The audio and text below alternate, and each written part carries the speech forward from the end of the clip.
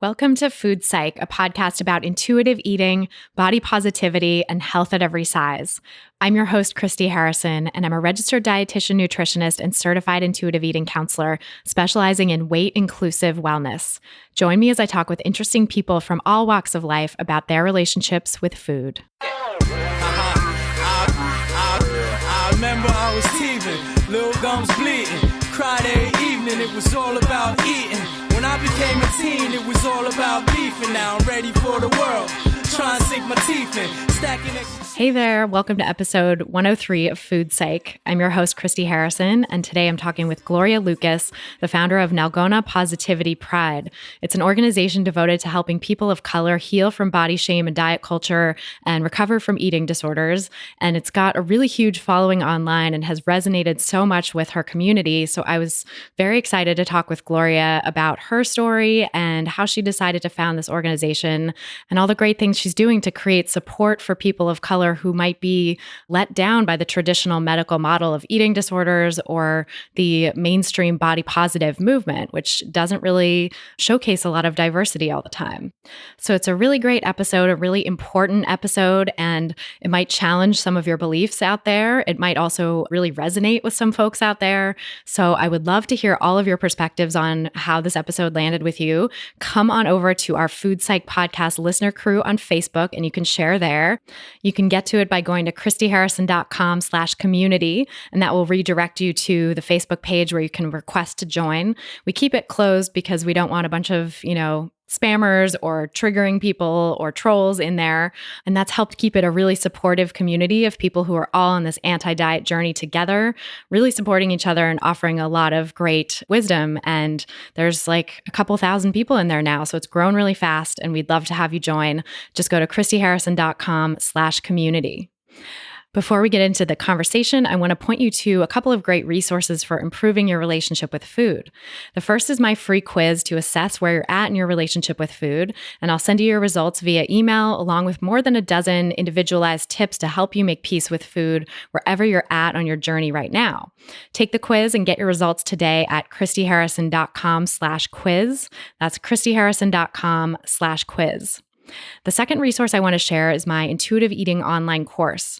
It's a 13-week program that I created to help you work through all the principles of intuitive eating and really help troubleshoot and demystify some of the common areas where people tend to get stuck. Some of those areas are around rejecting the diet mentality, which is a principle of intuitive eating that really dovetails nicely with everything we talk about on the podcast: health at every size, body acceptance, fat acceptance.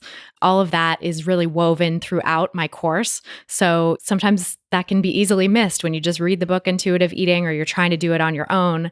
And in the course, we really get into the deeper principles of health at every size and how to incorporate those on your intuitive eating journey. So I'll teach you how to recognize the diet mentality even in its subtle forms. And a lot of participants have said they did not realize how much they were holding on to the diet mentality. They thought they had given up dieting and restricting, only to find that there were these sneaky ways that they were holding on. And once they let those go, they actually made so much progress. So check out what some of the participants have had to say. I've been on an unofficial diet for over 14 years, and my goal was always to make peace with food in my body before I turned 30 because I don't want to have my children going through the same as me. With this course, I finally feel this is possible. It gives me hope, it challenges my thoughts, it provides me help when I need it, and there are a lot of journal exercises that I truly enjoy. I'm thankful for being exposed to another anti-diet world, and I definitely see meal plans and weight loss apps through different eyes today. I can't say how grateful I am that I found this course, Christy, and all the members who support me daily through our Facebook group. And then participant MM says, I'm so grateful for both the Intuitive Eating Fundamentals course as well as the Food Psych podcast. The course helped give me a community to stay on track towards a shared goal, which is so, so important. The course was extremely well designed and well written. I loved the infographics as well as the links to pertinent Food Psych episodes. I also loved how a lot of the concepts around self-compassion and mindfulness reinforced things I'm also working on in therapy and in my life more broadly. I wouldn't change a thing about the course. So if you'd like to join others on this intuitive eating journey and be a part of our private Facebook group with lots of members who can give you support for this journey, go to christyharrison.com/course to learn more and sign up. That's christyharrison.com/course. All right, without any further ado, let's go talk to Gloria Lucas. So tell me about your relationship with food growing up. So I come from a migrant family. My parents migrated here during the 80s from Mexico, and my mom was always the cook. She always cooked from scratch. She made sure that we always had food. Well, both of my parents. And I don't think it was until maybe I was 9 or 10 that I started to have a dysfunctional relationship with my body and and food. And I started having symptoms of binge eating disorder when I was 10. But my mom always was conscious with health and tried to feed us home cooked meals. What do you think triggered the binge eating disorder? Well, I think it's many factors, and what I could think about immediately during that time is that my parents don't have the best marriage, and I was raised in a home where there was two religions. My mother is a very devoted Jehovah's Witness, and my dad is a devoted Catholic. Wow.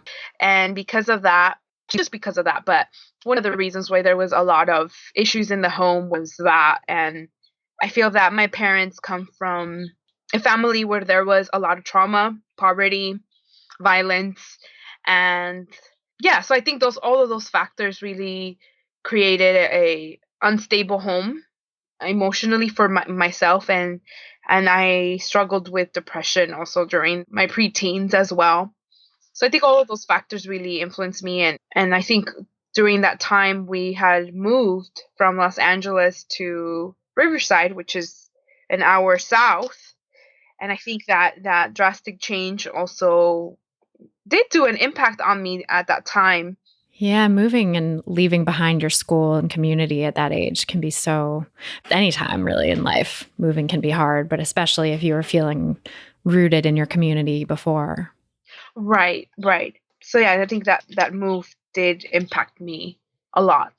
Yeah. And so when you started turning to food, was it just sort of as a comforting mechanism, or was there any underlying shame about it and sort of restriction associated with it as well? I don't recall there being a restriction up until I was 17, and that's when I developed bulimia. But I had a lot of shame. I mean, I would hide food, sneak into the kitchen in the middle of the night, things like that. I would definitely binge when I was feeling lonely, when I was angry, when I was depressed. It just became my go to. And yeah, it was my immediate access to comfort and a way to. Well, I don't think the venting for me, bulimia was my opportunity to release whatever emotion I couldn't fully process when I was 17, but binging was more like filling in a void and just trying to get by. Yeah. Yeah, absolutely. And what was your relationship with your body like as a result of that? You said you started to develop a difficult relationship with your body around that time. I feel that starting puberty very early did affect me. I started menstruating when I was 9.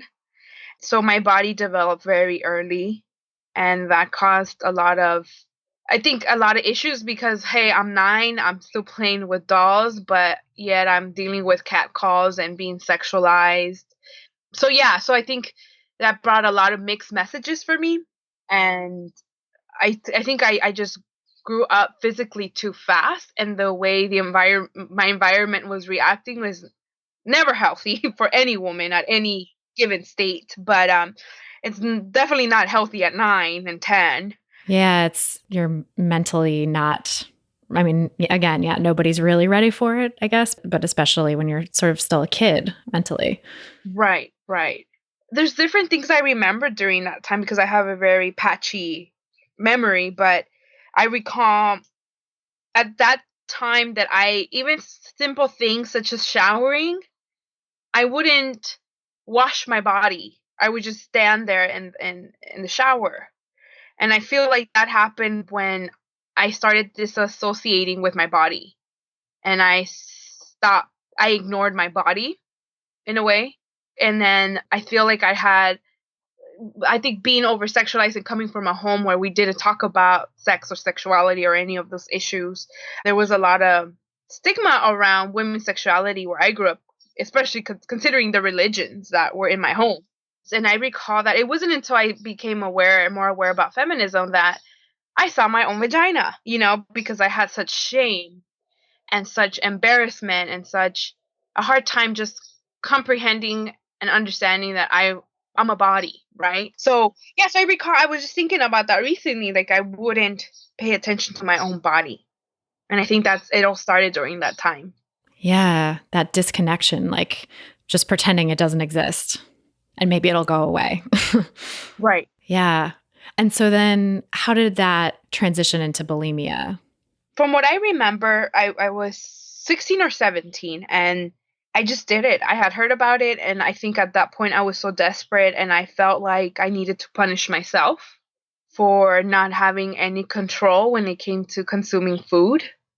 And to me, that was my way to punish myself and to hurt myself. So in a way, when I first started, it was a way to do self-harm. I mean, I wasn't losing any weight at the first few months that I was doing it. So it was definitely about punishment. And then once I did lose weight, because I did, then obviously the way the environment reacts, and I'm growing up always feeling like not enough or like the ugly duckling, and then all of a sudden receiving all this attention and compliments, it does kind of add fuel to the fire. Absolutely. When it comes to my eating disorder. Yeah, compliments can be so intoxicating and toxic for that reason. I think like people come to me all the time where it's like that's where it began. The eating disorder, the diet cycle started with losing some weight and suddenly sort of feeling this approval that was never available before. Right. And I mean, in the society that we live in, those that possess most value in society are those that are light skinned, thin, heterosexual, cisgender, able bodied, right? And with that is the person that aligns more to those characteristics receives more benefits in society, such as love, such as a good job, such as credibility, such as visibility, and so forth. So as a young kid, always being left out or feeling ignored, not ever good enough, and then all of a sudden you are accepted. You could easily find clothes.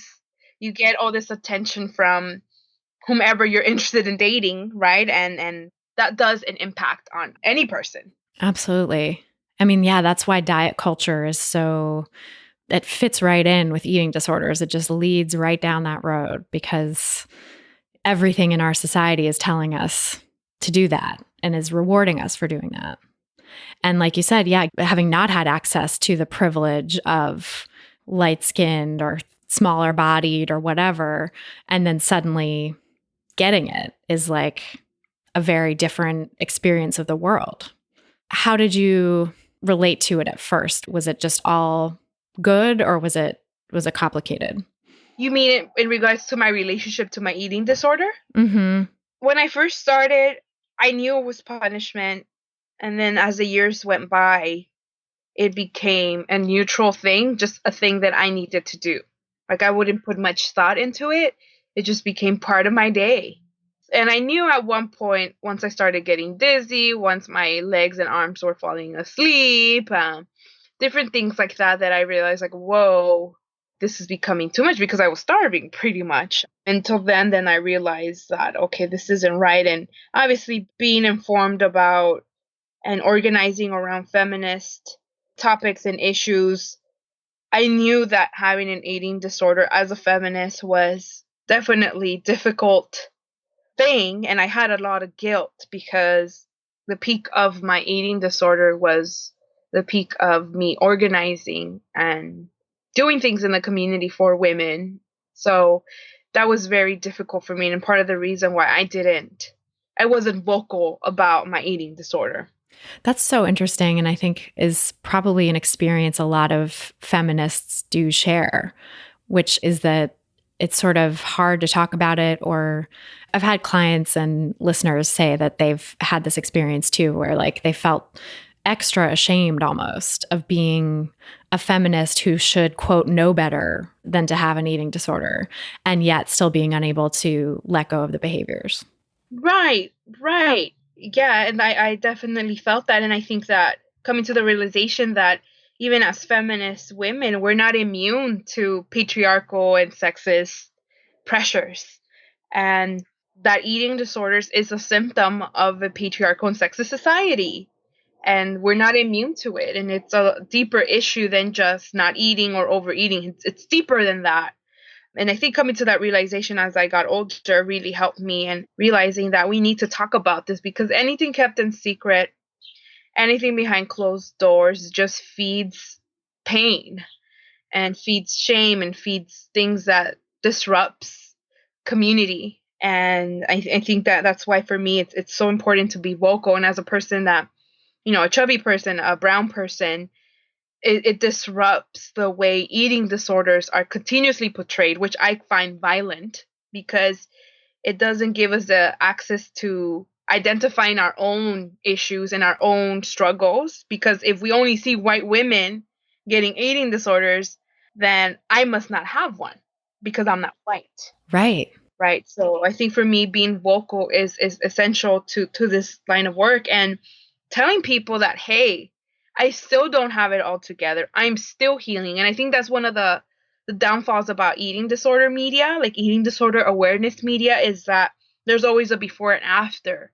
Like it's always portrayed as, okay, I have it all. I love my body.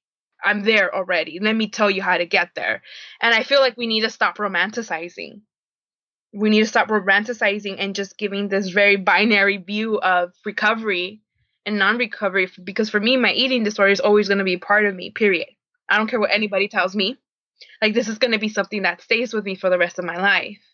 And it's just a matter of learning to continuously make peace with your body. Yeah, so I think that's the downfall. Like, I'm not going to tell anybody like, oh, I have it all and I am already recovered, whatever the hell that means, because even recovery to me is it's not my choice of word. I just prefer to say healing, because it's always going. It's continual. But yeah, I think that's not healthy at all to give this very binary. And I feel that that's why talking about harm reduction within eating disorders is crucial. But nobody talks about that.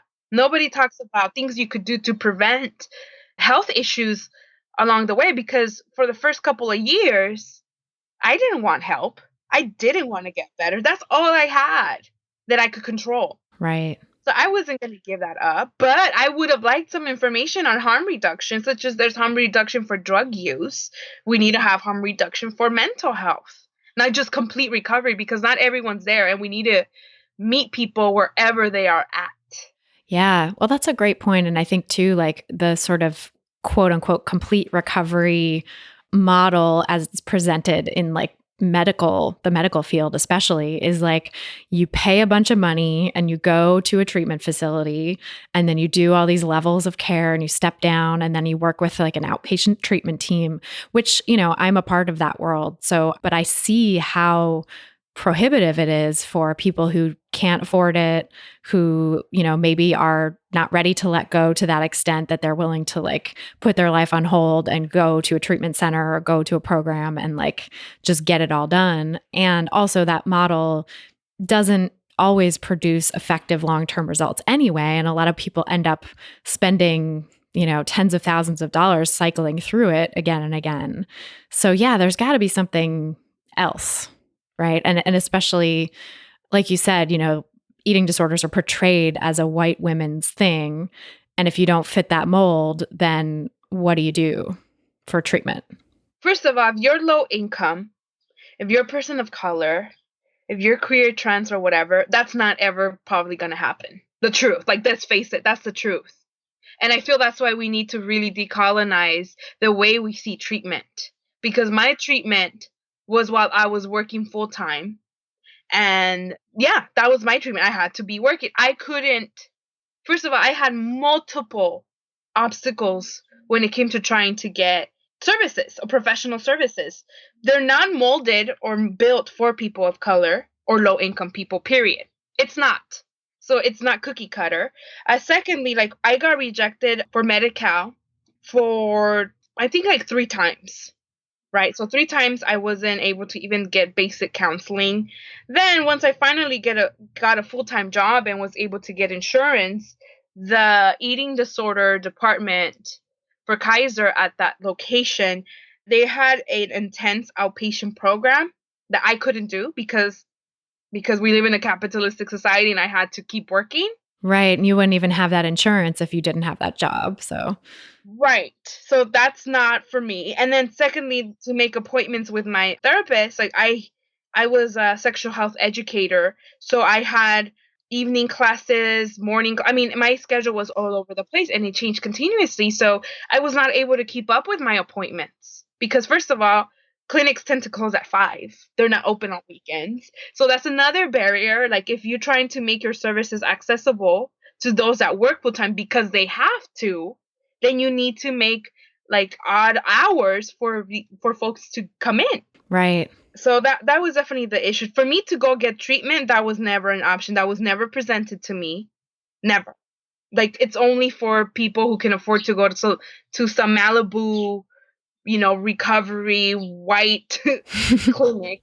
Which by the way, I think if I were to go to one of those places, it would just fuck me up more. But Mm, but yeah, so that's not in our language. That's not even an option for us. So we need to start thinking critically on how we could build home-based recovery within our family and friends. But again, we're not talking about those things because it doesn't produce money for people. hmm I mean, I think that's the huge issue with all of this, right? It's like the cost of treatment. And, as a provider, like when I first went into this field, I was like, I'm going to figure out how to do eating disorder treatment for low income folks, or I'm going to figure out how to do this on a sliding scale and make it work. And then quickly realized, like, oh, I can't pay my bills if I do that. So there's actually something wrong with, I mean, it's a capitalist problem too. And to me, it's strategic. To me, all of these things, these issues that people of color continuously have with the medical industrial complex, is strategic because nobody cares about our health. Period. Nobody cares about women of color with eating disorders. Period. And I think we need to admit that. Like we nobody cares. Except for your organization, right, has been an alternative to that.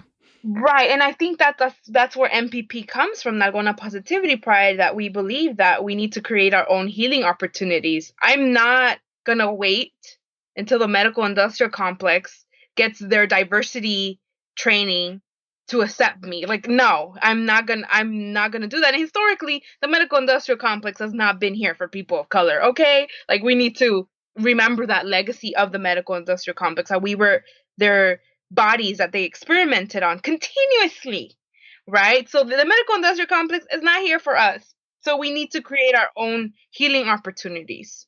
So, yeah, how have you worked to do that with Nalgona Positivity Pride? So there's different things. I feel like I'm just trying to provide what I wished I had as a young woman or a young girl when I was really struggling. I'm just trying to say what I wish I had been told during those really tough times with my eating disorder. That's all I'm trying to do. And as you know, we're not a nonprofit and we don't get any funds. To me, you don't have to have money to create healing. I think the healing is already amongst ourselves. It's just a matter of putting it all together and creating that possibility, right? And so currently we're working on 2 support groups that are starting this month. One is called Sage and Spoon, which will be an online monthly support group for Indigenous people and people of color. And it's going to be just a support, mutual support. And I feel that just for people of color to talk about it is so healing because we never are given that opportunity. And I'm also creating a women's circle for women of color here in Los Angeles that will specifically focus on body image. Mm. And that's also going to be a monthly event. And I'm really excited for them. And I'm just hoping that they provide some sense of support for people. Yeah, that's so important and so amazing that you're doing that because it really is not discussed enough. And I've certainly had a couple of clients of color who like had lived in secrecy with their eating disorder for a long time because it wasn't okay to talk about, or it wasn't even something that they saw as an issue. Because, like you said, there's the stereotype of what eating disorder sufferers look like. Right. And what do you want to like? Because I have quite a few treatment providers and health professionals who listen to this. What do you wish we could do differently in treating people of color with eating disorders? I just want to see more people of color being providers. Mm. That's what I want. Personally, I don't, even when I'm trying to get mental health treatment or help if I can, I always ask for a person of color. That's my thing. That's just the only thing that provides me some safety. So I definitely want to see more grassroots movements that focus and center the experiences of people of color and are led by people of color from that community. That's what I want. Mm-hmm. That makes so much sense. Yeah. And yeah, say more about the feeling of safety. What do you mean by that? I feel like for a lot of people of color, we have been hurt by white individuals and just white providers continuously. It never ends how many experiences I have heard from women of color who have received like eating disorder treatment in the predominantly white institution. Continuously, and I just feel, to me personally, I just feel more of a connection and safety with people of color, particularly those that have a similar background or upbringing, because the truth is that white folks will never understand what it's like to be a person of color. Never. They will never understand. Period. They may try, they might be not allies, because I feel like allies is not a term that one should describe themselves as, but somebody who is down to really disrupt these movements that are only centered around white bodies, right? So at the end of the day, to me, being surrounded by people of color is my safety net, and it's the way I survive. And that's just who I am, and I've accepted that's who I am, and then there's nothing wrong with that either. Yeah. I mean, I think that's so important for everyone to hear too, like that it's okay if that is what you need. And also that, I mean, yeah, like I try to be attentive to issues of people of color, and I try to understand and, delve into social justice and heal from my own toxic whiteness. I'm actually taking an online course from Everyday Feminism called Healing from Toxic Whiteness, which is super interesting. But I also get to make the choice to like skip the module for that week, or I don't have time because I'm so busy with work and I'm just not going to think about this today, or I'm not going to click on that article because this other thing is calling my attention. I get to walk away from it. I get to push pause, and people of color don't. And I think that is the difference, right? That's like one of the biggest differences is I could choose to engage if I want, but I also have this privilege to go home to and like not have to think about it. Right. And as people of color, we never get to consent discrimination. It just happens, whether we like it or not. Yeah. It's perpetuated. It's perpetrated on you. It's not something that you consent to. Right. Yeah. I mean, we talk a lot about weight discrimination, size discrimination on the podcast, and how that intersects with other identities. And I'm curious how your experience as a woman of color and a woman of size are sort of being oppressed by the thin ideal, the white thin ideal at various points in your life, how that sort of played out for you. Well, I think I've been very fortunate that I've worked. It's done with intention, obviously, that I surround myself and work with like-minded folks. But I definitely continuously feel like our experiences don't get centralized in the body positive movement or eating disorder awareness. I feel like there's a lot of new efforts of different conferences. For instance, the BETA conference was very groundbreaking in the sense that they just started off with a panel talking about racism in the eating disorder conference, right? That was amazing. That was so important and something that was long overdue. But yes, doing this type of work in the predominantly white dominated movement, it has come with a price, because even when I go to certain universities and I give talks about colonialism and how all the legacy of colonialism and the historical violent history of the treatment of dark skinned people linger to this day. And continuously having to hear academics talk to me about what I need to focus on, or that it's not colonialism, that it's class, or that they want me to present it in a certain way that is more aligned to the way their brain functions with theory. And I'm like, this is not about theory. This is about real shit. Okay, this is not something you're going to read, something that, no, this is real shit that I live, that directly impacts me. And you don't get to tell me what I need to talk about in my speech, especially as a white man trying to tell me that. Like, no. Oh, God. So yeah, I definitely, especially at the very beginning of creating Agona Positivity Pride, it always felt like I always had to validate my eating disorder, that I did actually have an eating disorder, that I actually almost did die from my eating disorder, right? Like, it always feels like I have, not lately, and I think it's because this movement is catering to the brown community. And for that reason, like, people get me. But had this MPP been a generic page, then yeah, I definitely would be dealing with more things that discredit me or whatnot. But there are things that I have to deal with when presenting, or when I post images of fat women of color in my Instagram, things like that. Yeah. What kinds of reactions have you gotten there? Well, I have, and here's the thing. Like, I recognize my privilege as a chubby person versus a fat person.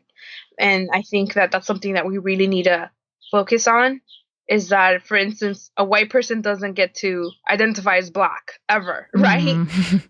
The same with a person that's not fat. Like, for instance, if you could easily sit in a public chair, then I don't know why why you would claim and put on your resume that you are a fat person, because fat people have particular experiences that smaller people don't.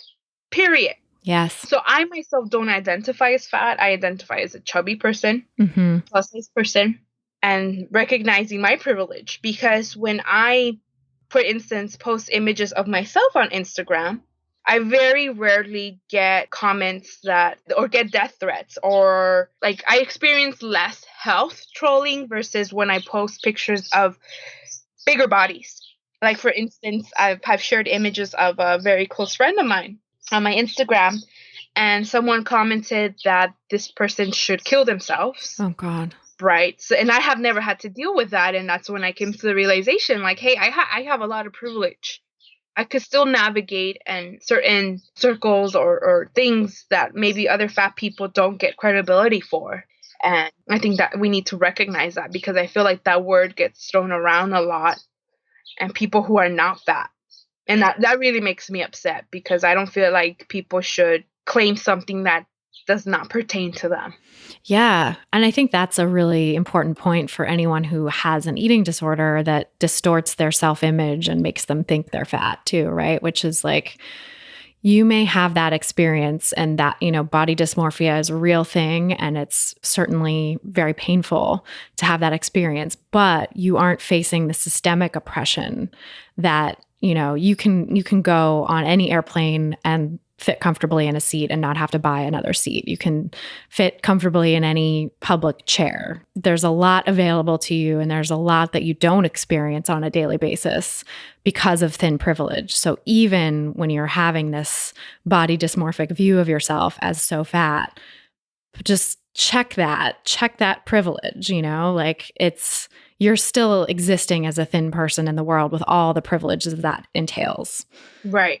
I've shared that with some clients, and it's been so interesting, because like, that's a pretty radical thing to say to someone with an eating disorder who's convinced that they're fat. And it really actually can help put it in perspective for people. Right. Yeah, this is a social justice issue. This is not just what I'm seeing in my head is not reality. And here's proof of that. And, it's that there's this systemic oppression that exists out there, and I'm not part of it. I'm not experiencing it. Right. and that the systemic oppression is something that we need to dismantle. And at the root of so many eating disorders is a belief that we need to control our body size because of the thin ideal that's sold in our culture. And if we removed that, I think a lot of folks would not fall down that rabbit hole. Mm-hmm. And of course, there's, other ways that people stumble into eating disorders, like the emotion regulation part, right? Like your experience of binge eating and then also bulimia, of like having those eating disorder behaviors be a tool for feeling safe or regulating your emotion in some way. And also, I wonder to what extent for you was body negativity embroiled with your eating disorder? So I wasn't bullied in school. I was bullied in my home by my siblings, by not so much my parents, but I did get it from time to time from my mom about how I needed to look like and what weight I should be. And all of those messages did feed on my self hate, which did lead me to my finding comfort through very creative but destructive ways, which is overeating.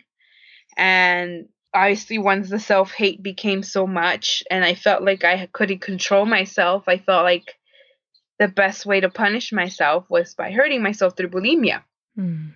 So it sounds like the sort of desire to change your body was driving that sense that you needed to be in control, or that not desire to change your body necessarily, but pressure to change your body. Right, right. Mm-hmm.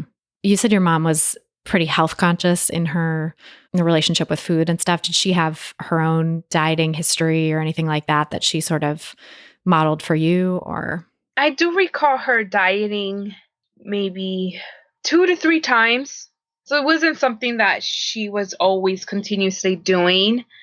But I did notice that she had binging tendencies from time to time. And I saw that in my sister as well. And I think for me, there was a lot of, I recall growing up and wanting certain types of food, but we couldn't afford to get those foods. So I always had this feeling that enjoy the food while you have it.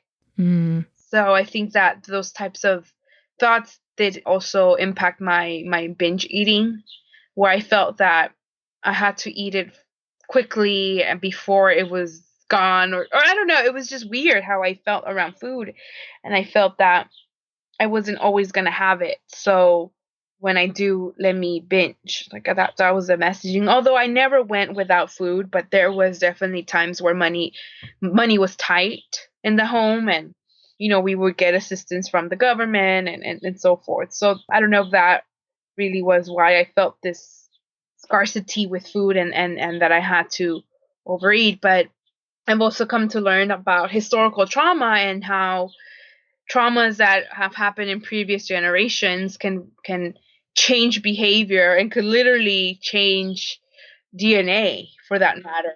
And who knows? I mean, my mom grew up, she says she used to pick up gum from the streets and eat that, or orange peelings and eat that, because she didn't have food while growing up. So who knows if this feeling that I had about eat right now, as much as you can, because you don't know if tomorrow you're gonna have it. It comes from that trauma that my mom had, and obviously her parents had. And so I do feel like something that the eating disorder awareness, the world is not addressing, is historical trauma, particularly to dark skinned people. Mm-hmm. Yeah, that is so important to acknowledge, because like there's this threat of deprivation that was sort of hanging over you, partly from somewhat your own experience, but also this legacy of deprivation in your family. And yeah, I'm so fascinated by intergenerational trauma too. It's super important line of research, I think, because like there's a lot that we just don't have really effective coping strategies or sort of understanding of, even psychologically, like what drives people. And that could be a missing piece. Yeah. And I feel like when I learned about historical trauma, not only did I understand why I had an eating disorder, but I also felt that I understood my family and I understood my community, because all the symptoms of historical trauma, such as anger issues, suicidal ideation, such as survivor's guilt, things like that, were all being presented in my community and in my home. Yet, if I were to have gone to a specialist or a provider, they would have never brought up historical trauma. They would have never even probably brought up systemic oppression. Right. Which is another form of trauma Right. that can be passed on through generations as well. Right. I know. I do feel like trauma is such a missing piece. I mean, my own experience is, of course, not the racial oppression and discrimination, but I do have a family history of PTSD as well, and untreated in the generations before me. So it's like there was a lot going on in my family that was very dysfunctional as well. And early efforts at therapy for me didn't really address this intergenerational legacy and the fact that it was actually PTSD, and that there was some really sort of common patterns of traumatized people being played out. It wasn't just, that my dad was like an anxious mess and had rage issues or whatever. It was like, it's not sort of down to an individual. It's something larger. It's a larger thing that many times we don't have language for it, because sometimes the stories were never told to us, especially in communities of color, because I feel that our lineages have survived by staying in survival mode, barely keeping their heads above water. There was no time to process feelings. Who the fuck had time to talk about feelings? And then we still Right. see that today within our families, how there's never conversations about feelings. You just have to keep on moving. You can't cry. You just have to keep on going. So we just have piles and piles of very complex trauma stories that we might not even know, because of the shame and the guilt, and just for these stories to be unheard of, right, in our homes or in our families. So I think there's a lot of stuff that has not been said, and unfortunately, healing for communities of color to heal, it doesn't benefit capitalism. It doesn't. So they don't allow it. And that's why I feel this is all strategic, right? Why people of color continuously go unheard and untreated, because nobody cares about it. It doesn't benefit anybody according to what they believe, right? Because if we stay in survival mode, we'll keep on having to work from 9 to 5 or longer hours to make somebody else rich. So it doesn't benefit Right. them, because if we were to stop and think about all the fucked up shit that people of color deal with, then maybe we would do something, right? Something bigger and larger, but we don't, because tomorrow Yeah. we have to go back to the grind. Right. And capitalism requires that there be someone available to do that. So, It requires mass bodies, tons of bodies, to make yep, this 1% rich, right? exactly.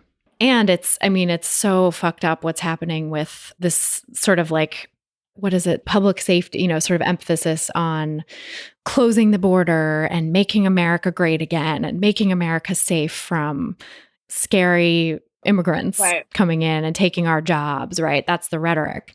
And yet, these are the same people who have made billions off the backs of that very system, like off the backs of people who are working, striving, trying to better themselves and willing to work for these low wage jobs that are necessary for the 1% to make their billions. Right. If we actually paid people what they're worth and we paid for labor in a way that would help people actually have more sustainable lives, more of a living wage, this wouldn't be the case. Exactly. Yeah. It's so insidious, that rhetoric. Right. And I mean, this country was built out of rape and genocide and out of enslavement of our bodies, people of color, period. And it still continues till this day. Now that there's too many of us, according to them, then they have to do something about it. Just like what they did to black men after the Civil War. Oh, there's too many of them free. What are we going to do? We're going to fucking imprison them. Yep. And we still see that legacy today of black and brown men, the mass incarceration of black and brown men. Mm-hmm. Yeah, calling slavery by another name, right? It was a convenient way to get that free labor again that the economy depended on, by saying like, well, now it's okay because we can do this to prisoners and they're prisoners. So they're not like the rest of society. And it's still happening today. Mm-hmm. Yeah. I watched that documentary, The 13th. Have you seen that? It's really a good intro to all this stuff, I think. Yes, it is. It's a good film. Mm-hmm. So, I mean, going back to your story then, like, how did you start to recognize all of this? How did you, because you said you were working in a feminist organization already when you started to heal from your eating disorder. So it sounds like you kind of got exposed to those ideas early. I think I was always a feminist as a young girl, and it was not until I was in the library and I saw this book about feminism and I realized, whoa, what I feel and I believe in has a word. And I think I've always, just who I am, is very always seeking justice in every single form and shape. And I want it now. That's just my personality. And I think that I'd always known was right and wrong. And then obviously I think that coming from a do-it-yourself punk feminist community, I learned a lot from info shops, which are anarchist, smaller scale community centers per se that really that offered free education, that offered intersectional education. And I cannot say that I had mentors really, but I can say that my community provided a lot of education for me where I grew up, and all of that shaped up for me to become an organizer and do Nalgona Positivity Pride. Mm-hmm. Yeah. And how did that evolve? So before Nalgona Positivity Pride, I had been involved with certain other projects such as Lady Fest. I was part of Women of Color for Decolonization and different groups. I've been organizing since I was 18. And it's not until within the last 3 years that Nalgona Positivity Pride started. In reality, I didn't have a plan for it because there's no model for us to follow. Mm-hmm. Because Nalgona Positivity Pride is not your typical project. It's not your typical organization. It's not typical. And so there was never really a concrete plan or a 5-year plan or any of that, or a business plan, none of that. So it just grew as it was developing, really. And I could still say that that's the model for it. So just trying to provide services as soon as possible and just trying to create this awareness about historical trauma and colonialism, and how it's virtually almost impossible, if we think about it, for people of color to live in a society where they could easily love themselves. So I feel, again, that's why one of the downfalls about body positivity is giving another thing for women of color to do, which is love themselves. And first of all, they don't provide those spaces. First of all, they don't talk about our unique experiences. So again, we have to be cognizant of that it's virtually impossible for people of color to love themselves unconditionally. And I think that it's very unfair to ask of that for women of color or LGBTQ folks of color.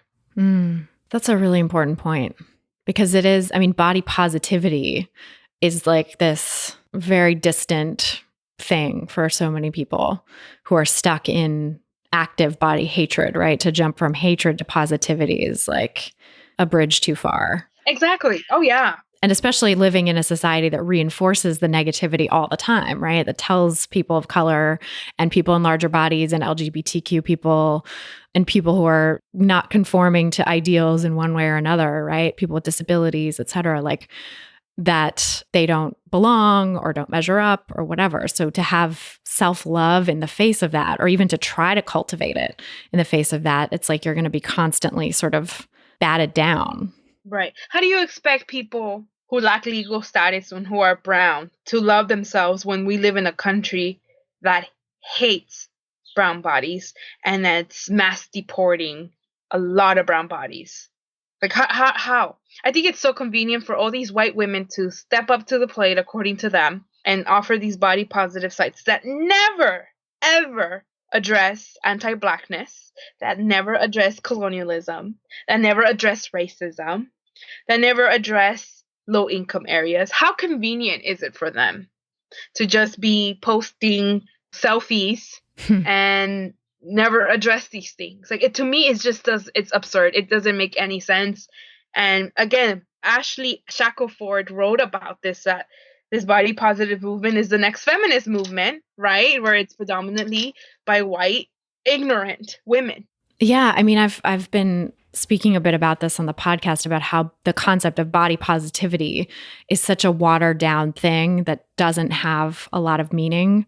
Virgie Tovar was on the show recently, or she came back for a return episode, and we talked about the dilution of it. And she made the point that it's very convenient for the system to create confusion about what it actually means, and like what actually constitutes body positivity, because so many people are confused about it right now. Like there's this whole thing of, oh, well, can I be body positive and still actively trying to lose weight? Which no, but there's this confusion that's been created around it. Like, well, maybe that's okay. And then maybe, I have a lot of people who've said like, maybe I don't understand the concept of body positivity or health at every size or size acceptance at all. Like I thought I did, because there are these people over here saying this, and I think because body positivity is sort of a little like offshoot of fat acceptance and fat liberation, that movement is much more about centering fat bodies by and for fat bodies. And then body positivity was like filling in, like Virgie said, filling in the gray areas where fat acceptance didn't quite like have something to say or wasn't as clear. And so these like areas around the edges became like broke off and became body positivity, which now is, I think, as someone who has recovered from an eating disorder and works with people with eating disorders, I definitely see the value of learning to spot diet culture in all its forms and spot the thin ideal and how fucked up and unrealistic that is, and to sort of become media literate and see all these ways that we're being sold a false ideal. And that's an important aspect that I think the body positive movement has done.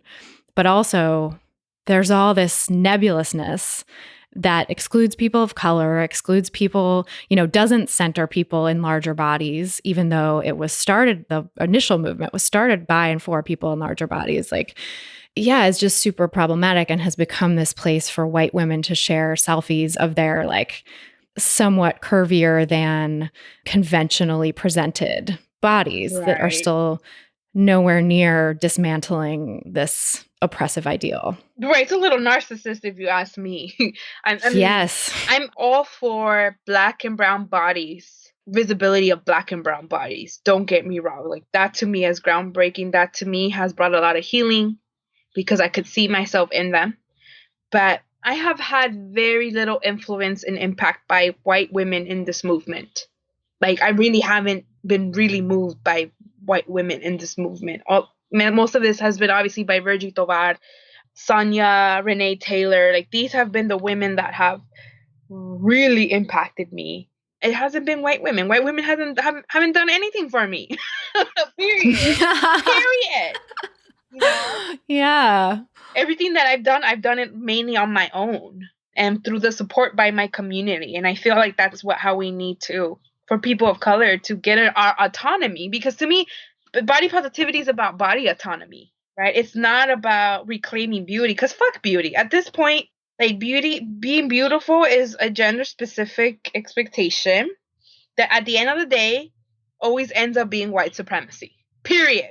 At the end of the day, no matter how many people, these little memes and whatnot, like, as long as she feels beautiful, she's beautiful. But fuck beauty, okay? I'm so done with beauty. My thing is, own whatever you were made fun of, right? Own that. Own your ugliness. That's the best thing that you could do. Own it.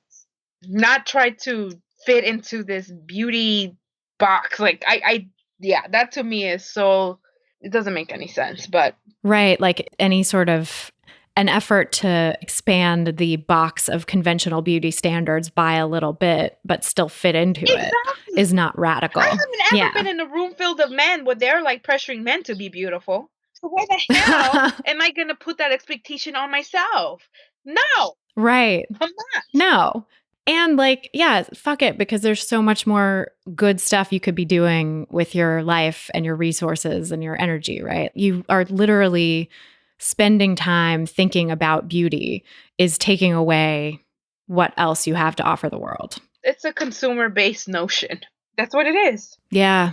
I mean, it's interesting to get outside of it to that degree and like be ready to walk away from it. How did you get there? How did you get to that point? Lots of learning and unlearning, and really choosing my media and what I support, and surrounding myself with my safe spaces with people of color. That's to me my thing, because I feel like all my life I have been raised up to please white institutions and survive in a white institution. And when I realized that, I'm angry because I don't want to. I don't want to do that. I want to be able to exist in my body the way it is without any white influence, really. And I'm very adamant about that and militant in the way, because there's nothing wrong with that. And I feel like people get their feelings hurt about that, and it's no, like my existence is my priority. But yeah, it took a lot of unlearning and reading. And to me, what brought me my most healing was not going to some clinic or this very bougie clinic or any of that. It was doing community work and presenting this information to other people, because it helped me, is what brought me healing. I'm not claiming to be a healer either, because I don't identify like that. But to me, this is my healing, my own personal healing work. And if it helps others, great. Mm-hmm. And finding support and just like opening up, like you said, and not letting things thrive on shame and secrecy. Right. So important. Yeah. I think it's so important to have these conversations. And like, I mean, I'm a white lady, but I feel like I've done enough listening at this point where it doesn't upset me to hear you say the stuff you said. Like, I get it. I'm fucking over white people too.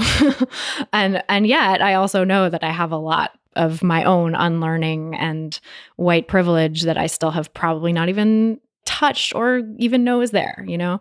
So I think like for anyone listening who is having a reaction to hearing those things, like hearing you say that you don't want to be a part of white institutions, like I think that's any reaction in that regard is a signal to look within, you know, a signal to look at what privilege are you holding on to? What are you believing about yourself and the world that is being challenged by this right now? Yes. Because like, I think it's incredibly understandable and justified to be angry and want out of this system.